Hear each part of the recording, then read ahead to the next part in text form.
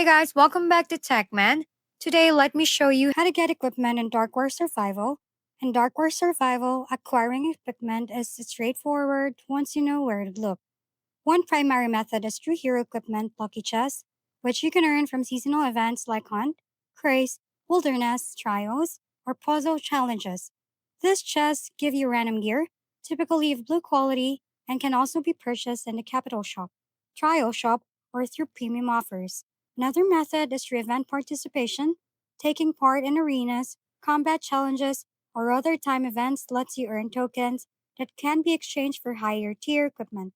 Finally, in game shops provide a consistent source of gear.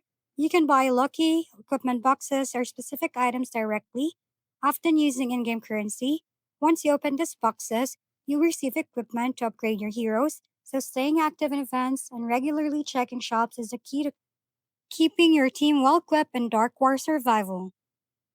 If we've been helpful, kindly give us a thumbs up and don't forget to hit the subscribe and bell button for more contents.